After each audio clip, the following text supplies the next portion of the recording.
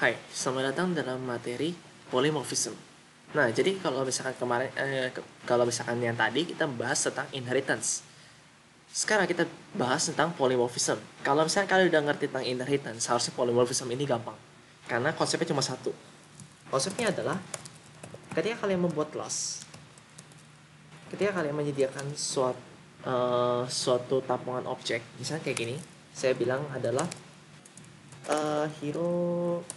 new hero. Nah, si new hero ini kita bilang nih, misalkan si hero ini bisa diturunkan menjadi dua.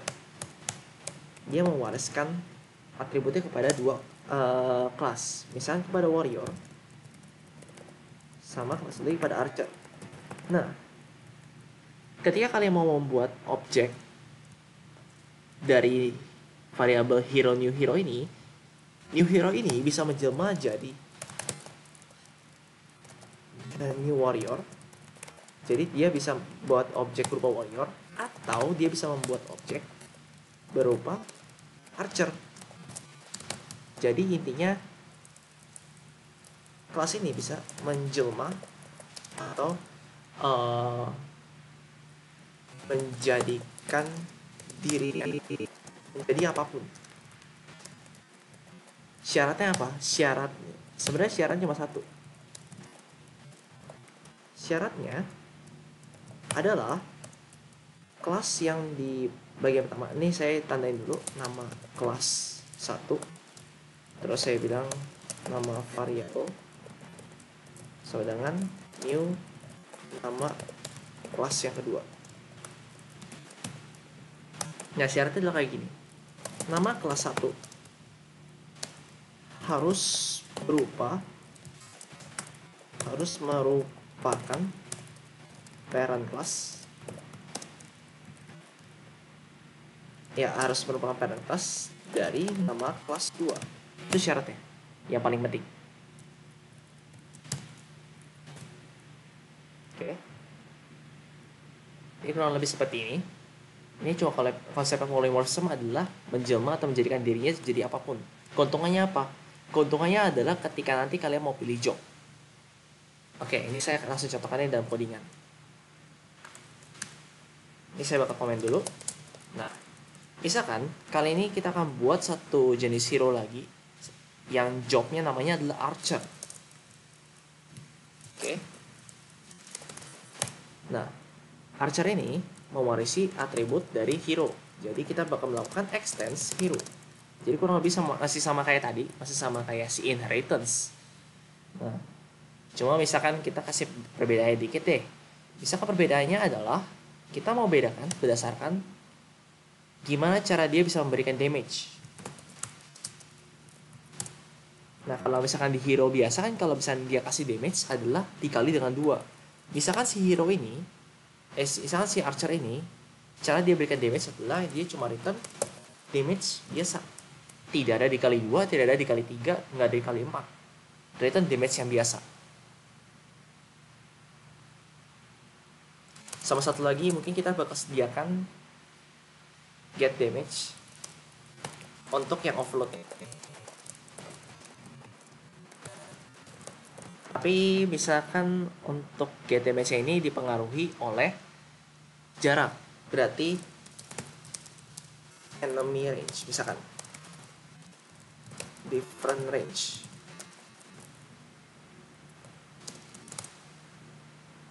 Nah, jadi masukin oleh enemy different range ini adalah perbedaan antara hero kita si archer sama enemy-nya. Enemy-nya berupa hero, berupa monster, dan segala macamnya. Mungkin rumusnya kayak gini, yang saya bilang. Damage dikurangi dengan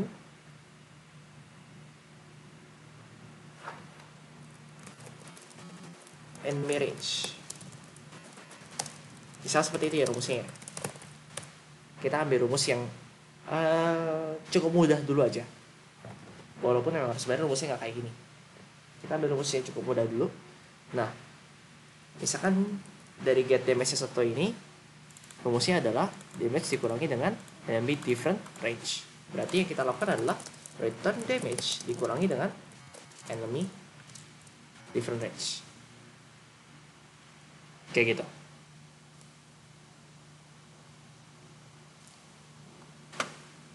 Nah, misalnya kita langsung buat nih hero-nya. Nah, seperti yang saya bilang tadi, keuntungan untuk menggunakan polymorphism itu ketika apa? Ketika kalian melakukan pemilihan job. Dan ketika saya sudah pilih job, dia bisa pindah job. Atau istilahnya ketika kalian udah di dalam kelas hero nih, kalian bisa upgrade menjadi kelas hero yang lain di dalam turunannya lagi. Nah, kalau misalnya kayak sistemnya kayak gitu, ini sangat cocok untuk menggunakan polymorphism. Kita bikin skenario nya. Misalkan pertama input mau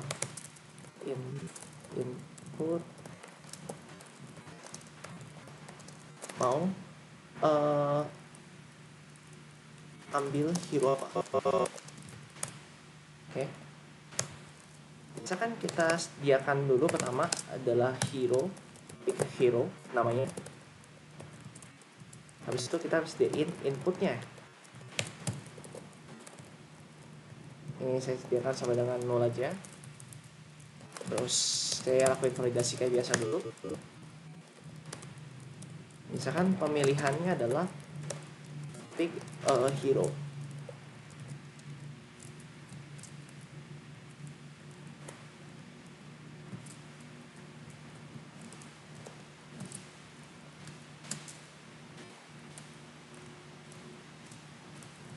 Berarti kita tinggal print lagi aja satu warrior. Misalkan yang dua adalah archer.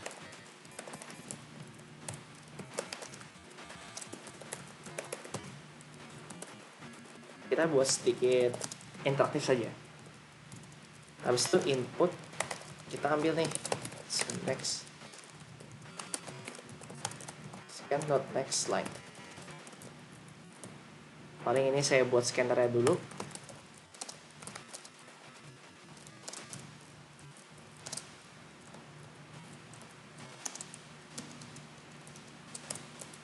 Scanner new scanner.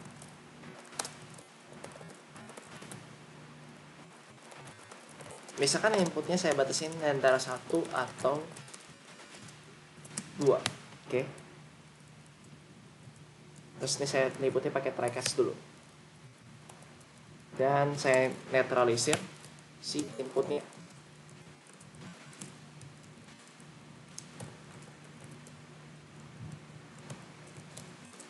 Kayak gitu ya.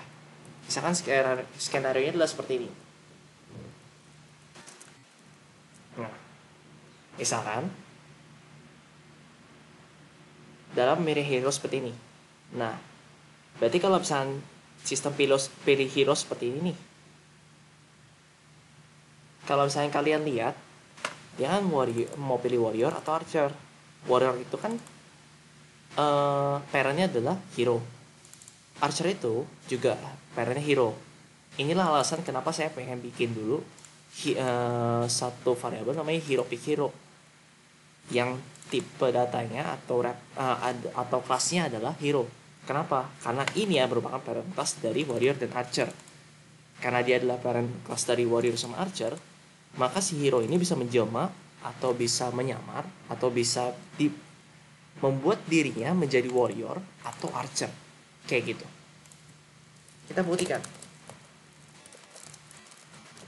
Kita langsung bikin validasinya. Jika dia 1, berarti pick hero-nya adalah si warrior. Else pick hero-nya sama dengan new archer. Kayak gitu.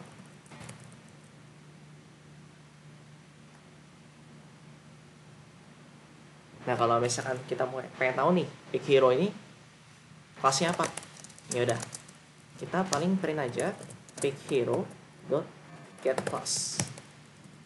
Jadi get class ini tujuannya untuk kita tahu dong, ya nih sekarang kelasnya apa, kayak gitu ya. Saya kita coba lihat dulu. Misalkan saya ambil warrior. Nah, kalau misalkan kalian lihat kelas warrior, Coba saya jalanin lagi. Kalau saya pilih archer, kelas archer, kayak gitu. Yaitu dia menyesuaikan dengan apa yang saya pilih tadi, antara hero, antara si warrior atau archer, kayak gitu ya. Nah, misalkan in case ada suatu case yang spesial, misalnya seperti ini.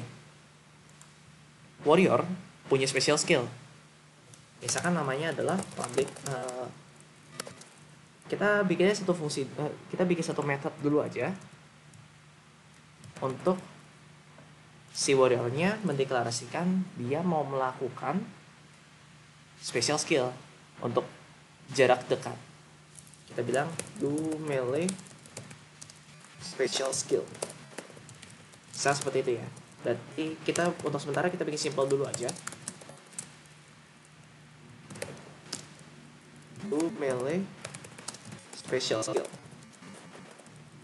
Oke. Sama satu lagi di archer sekalian, kita bikin satu lagi void, misalkan do range special skill.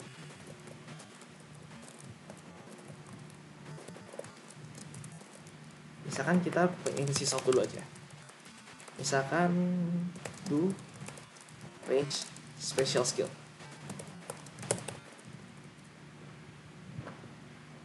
Nah, saya seperti ini. Nah, misalkan skenario selanjutnya adalah munculkan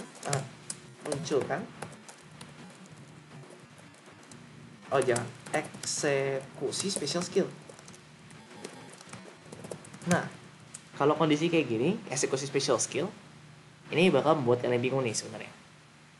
Sedikit lebih bingung. Kenapa? Kalau misalkan dia mau eksekusi special skill, warrior tuh punya special skill namanya do melee special skill. Sementara archer punya do range. Satunya do melee, satunya do range. Nah, oke. Kayak gitu dulu ya. Jadi, special skill dari warrior, do melee special skill, archer, do range special skill. Nah, sekarang bagaimana caranya kita bisa eksekusi special skill dari hero yang dipilih? Nah, anggaplah kita tidak punya input sama sekali. Ini kita buta aja terhadap ini inputnya. Anggap aja ini kita nggak mau ubah lagi. Sekarang kita mau menambahkan codingannya. Oke, jadi skenario adalah dia mau eksekusi special skill. Cuma pertanyaannya dia masih nggak tahu nih, pick hero ini adalah archer atau warrior. Gimana cara kita tentuinnya? Paling gampang adalah ketika kalian menggunakan if, kita bisa menggunakan satu keyword di Java namanya instance of. Instance of ini menyatakan dia itu kelasnya apa. Jadi dia mau cocokin kelasnya. Nah, jadi kalau misalkan dia adalah warrior, instance of warrior, maka yang dia bakal lakukan adalah pick hero do melee special skill. Else, berarti tinggal pick hero do range special skill.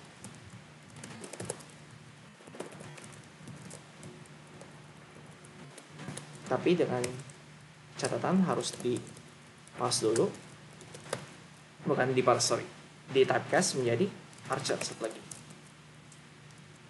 Kayak gitu ya. Nah, ini yang sedikit kompleksnya. Kenapa harus di typecast? Sebenarnya posisi dari pick hero ini sebenarnya masih hero. Masih hero sebenarnya posisinya. Jadi kalau misalnya kita bilang dia itu setengah warrior, setengah hero. Tapi deklarasi dia sekarang adalah hero. Karena deklarasi sekarang dia sekarang adalah hero, bukan warrior. Walaupun kita get kelasnya warrior ya. Tapi deklarasinya adalah hero. Nah, karena posisi dia adalah hero,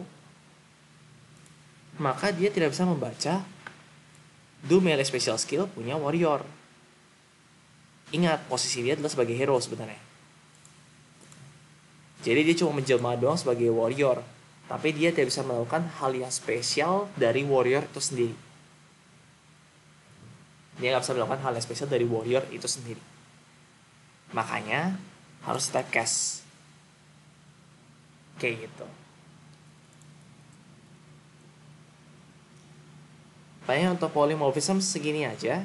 Kenapa? Karena kalau misalkan kalian udah paham materi kemarinnya si inheritance, maka kalian harusnya sudah sedikit paham juga untuk polymorphism. Karena yang saya jelaskan di inheritance harusnya dijelaskan di polymorphism sebenarnya. Tapi lebih efektif di inheritance. Seperti itu ya. Paling kalau misalnya ada yang dibingungin, boleh kalian personal chat aja. Atau kalian bisa hubungin kepada partner pengajar saya. Atau kalian boleh email juga, ya tidak masalah. Feel free aja untuk nanya. Paling sekian dulu untuk materinya. Terima kasih telah mendengarkan dan selamat belajar.